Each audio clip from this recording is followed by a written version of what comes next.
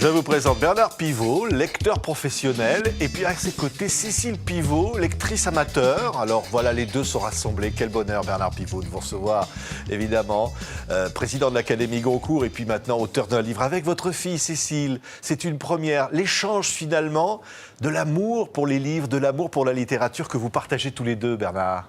Oui, ben c'est une découverte. Enfin, c'est pas une découverte. Je sais qu'elle lit depuis très longtemps, mais ce livre, effectivement, c'est une sorte de plaisir familial, et en même temps, c'est une invitation aux gens de lire, de les inciter à lire à travers l'exemple d'une amateur et d'un professionnel. Mais l'amateur ayant beaucoup plus de mérite que le professionnel. Oui, c'est vrai. Enfin, l'amateur a grandi dans un milieu professionnel avec les livres de Bernard qui s'empilaient du temps d'apostrophe. Vous avez connu tout ça, Cécile? Oui, j'ai connu tout les ça. odeurs du papier. Les odeurs du papier, absolument. Les étagères qui s'écroulaient dans l'appartement. Les livres omniprésents, voilà, dedans comme dehors, puisque dès qu'on sortait de la maison, on entendait parler de Bernard Pivot. Oui, oui, on a vraiment vécu. On a grandi avec les livres, vraiment. C'est ça, qu'extraordinaire, avec la concierge en bas qui montait les paquets. Bernard coursiers. ne voulait pas qu'on ouvre les paquets de livres avant, hein? Non. Moi je n'ai laissé à aucune secrétaire et à aucune de mes filles le soin d'ouvrir les paquets de livres. C'est un grand plaisir d'ouvrir le paquet, c'est un petit paquet ou c'est un énorme, et tout d'un coup de découvrir l'œuvre que l'éditeur vous propose. Donc, et puis lire le quatrième de couverture. Déjà, le livre est votre possession et vous pouvez le lire tout de suite ou bien remettre sa lecture à plus tard ou bien le négliger totalement, peu importe, mais cette découverte du livre est un des plaisirs essentiels pour moi de la lecture. On voit une photo, par exemple, parce qu'il y a beaucoup de photos dans ce livre, celle-là. On va dire que c'est une photo de Robert Doisneau. Oui. C'est Bernard Pivot avec ses livres, envahi par les livres. Hein, Là, il n'y a aucune composition. Hein, c'était comme ça. Doisneau n'a pas dit on va mettre des livres, on va en mettre. Pas du tout. On l'a fait comme ça. Alors, les livres, vous les touchez, c'est charnel. Hein, Bernard, les classes par ordre alphabétique. Vous, Cécile, c'est plutôt en fonction des éditeurs. Mais il y a une espèce de.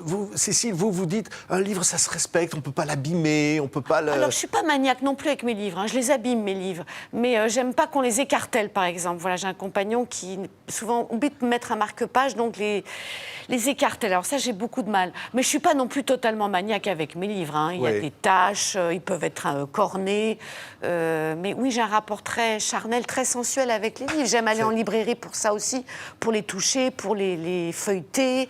Et après, oui, pour moi, c'est vraiment un compagnon-objet. Et après, je trouve que c'est le plus bel objet de décoration qui soit dans une bibliothèque. Donc, oui. Et moi, je leur porte le plus grand respect puisque j'écris dessus.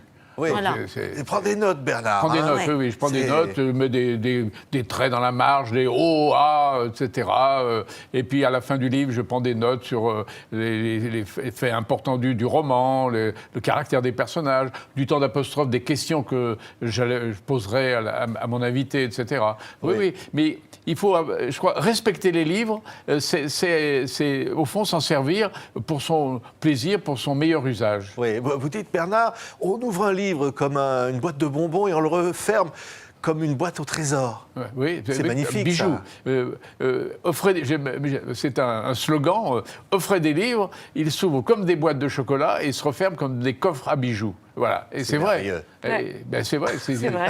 Je faisais le plus bel éloge du livre, enfin l'un des plus beaux éloges du livre qu'on peut faire, mais parce que... Et c'est pour ça que ce livre, d'une certaine manière, on l'ouvre aussi comme une boîte de chocolat, le nôtre, hein, et on aime les chocolats. Il y a toutes les photos qu'on voit là, qui défilent, où l'on voit des gens qui lisent, on voit la mode avec. Et on s'est aperçu d'ailleurs vraiment en choisissant avec les gens des éditions Flammarion les illustrations, à quel point les lecteurs et le livre est photogénique en fait, parce que c'est vrai que les lecteurs, les photos qu'on voit ou les tableaux, il y a toujours quelque chose de mystérieux à voir des gens plongés dans un livre, ils sont dans un monde à part, donc c'est toujours très beau, et de même que les photos, les tableaux de bibliothèque, c'est magnifique aussi. Donc, c'est une façon aussi de dire, vous en parlez dans ce livre, que lire peut rendre heureux, mais au fond, Bernard dit, quand je suis heureux, je ne peux pas lire.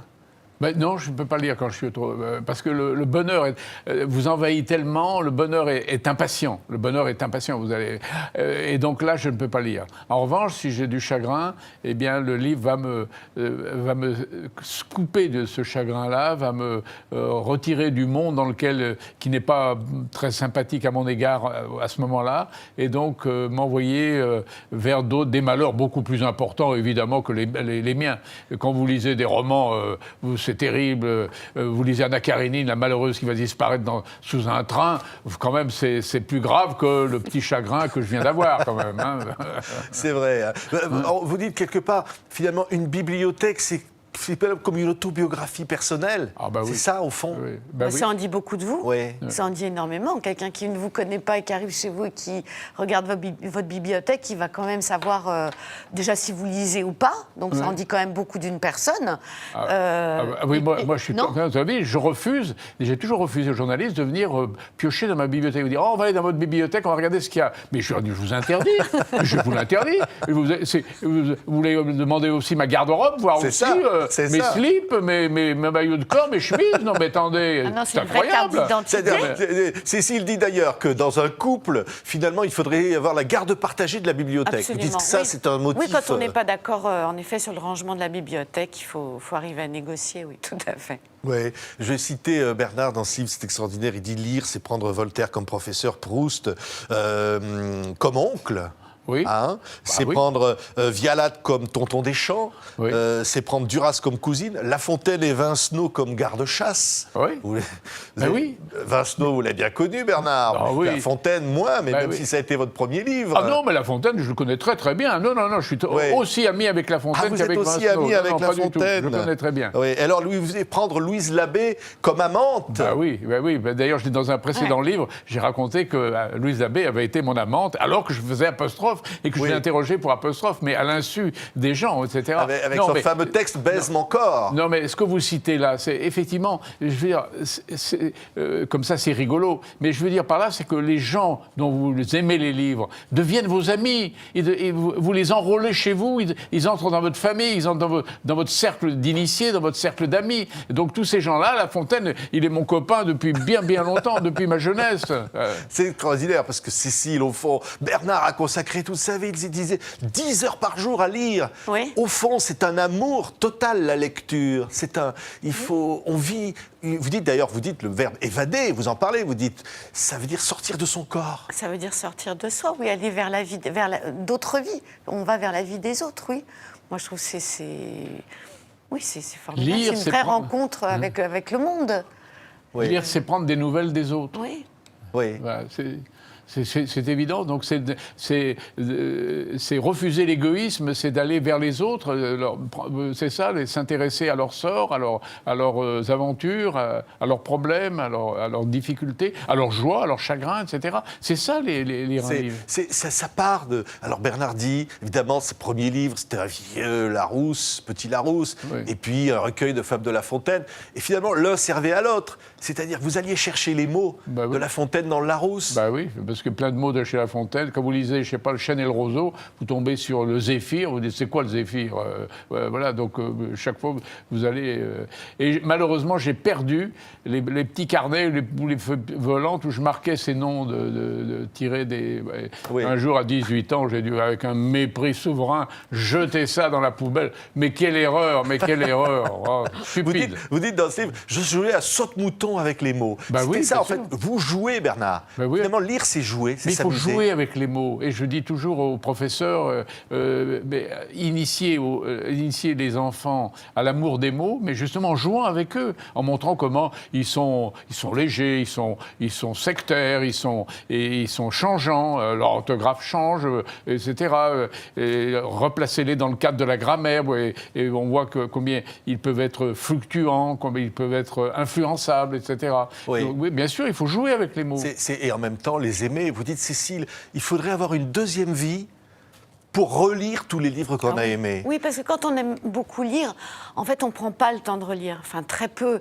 On a toujours envie de lire quelque chose qui vient de sortir, ou vous lisez un livre, et puis ce livre-là vous donne envie de lire d'autres choses. Donc, relire, c'est du temps en plus, c'est beaucoup de temps en plus. Et Et, non, et souvent on se dit, bah, ça on va le relire, ça c'est sûr. Oui. Alors, moi, il y a quelques auteurs que je relis quand même. Mais évidemment que j'aimerais pouvoir tout relire. Et on, et on lit différemment. Et on lit différemment 20 ans plus tard, 30 ans plus tard, évidemment. Oui. Il y a des Vous livres. pouvez lire debout dans votre cuisine. Parce que là, il y a des conseils aussi. Comment il faut lire, de quelle façon, etc. Ce qu'on peut lire dans sa baignoire. Alors Bernard dit non, parce que évidemment, le livre peut tomber dans la flotte. Hein. Donc voilà, il ne faut pas le faire. Par contre, vous lisez dans votre cuisine ou dans la rue en marchant. Oui. Ouais, ça, dans le métro alors là, aussi. moi, je ne conseille pas ça. Hein. Non. Non. C'est pas vraiment des conseils. Enfin, des conseils, c'est plus.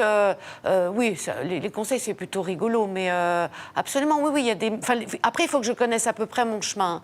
Mais c'est vrai qu'il y a des changements en métro que je connais par cœur. Oui, je termine ma page. Voilà, c'est pas que je vais pas entamer une autre page, mais je vais terminer ma page si je sors du métro.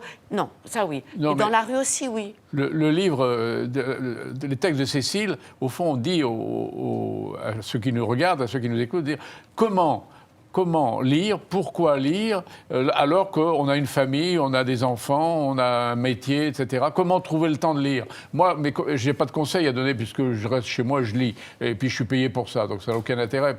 Mais elle donne des conseils absolument qu'il faut suivre, qu'il faut méditer parce que justement, elle a réussi toute sa vie, en dépit encore une fois, d'une vie de famille compliquée, incertaine, parfois tumultueuse, etc. Elle a toujours continué de lire, et c'est pour ça que... Je pense qu'on trouve toujours le temps de lire. Oui. Voilà. Moi, l'excuse, j'ai pas le temps de lire, j'y crois pas. Oui. Alors vraiment, je n'y crois pas. Bernard, il dit le truc dès le début, il dit parce que lire rend moins con. Oui. Bien sûr. Ça, c'est clair, Bernard. Oui, non, mais c'est vrai qu'il y a un plaisir de lire. On ne lit pas comme ça pour la galerie. C'est un vrai plaisir, c'est le bonheur. On lit aussi pour se cultiver, on lit aussi pour augmenter sa culture générale, pour mieux être se connaître, justement connaître brillant les en autres. société, pour pouvoir méditer sur le temps qui passe, etc. Donc le livre nous sert à nourrir nos conversations, nos méditations, nos écrits, et lire nous incite à lire davantage, toujours. Et rend plus fort quelque part, au fond. Ça rend plus fort. Ah, moi, je plus trouve. heureux. Plus heureux, je ne suis pas sûre que moi, la lecture me rende plus heureux. Mais plus fort, moi, j'ai vraiment l'impression que les livres, souvent, m'apprennent à vivre et qu'ils m'offrent un recul par rapport à la vie. C'est-à-dire que vraiment, quand vous lisez tous ces destins depuis des années, des choses des fois très drôles, des choses des fois très dramatiques, moi, je pense que vraiment, ça m'a apporté un vrai recul. Vraiment. Et de prendre les choses... oui, toujours un peu avec humour. Même les choses vraiment tristes. Mais au fond, que serait la vie sans les livres? C'est ça que vous nous dites. Et en se disant, il y a toujours plus dramatique. Voilà. Oui. Bernard, que serait la vie sans les livres? Vous êtes tombé dedans tout petit, on l'a dit. Non, pas tout petit. Non, je ne suis pas tombé tout petit. Je suis tombé dans le football tout petit. Oui. C'est pas tout à fait la même chose. Hein. Non, je suis pas tombé. Non, je suis tombé dans les livres lorsque je suis été engagé comme journaliste au Figaro littéraire. Alors là, j'ai trouvé que c'était tellement inouï d'être un journaliste qui recevait des livres gratuitement et qui allait gagner sa vie en interrogeant des écrivains et en lisant, que je me suis dit, merveille, quelle chance, formidable, sans l'avoir demandé en plus, comprenez? Donc c'était une chance assez extraordinaire. Et à partir de ce moment-là, j'ai lu avec plaisir, avec une détermination, avec opiniâtreté, et d'abord pour mon plaisir et ensuite pour le bonheur de ma vie. C'est merveilleux, hein. Quel beau livre, tous les deux, Bernard et Cécile Pivot. Il y a une photo, on voit Georges Dumézil, c'est ça, hein, envahi par ses livres. Oui, c'est ça.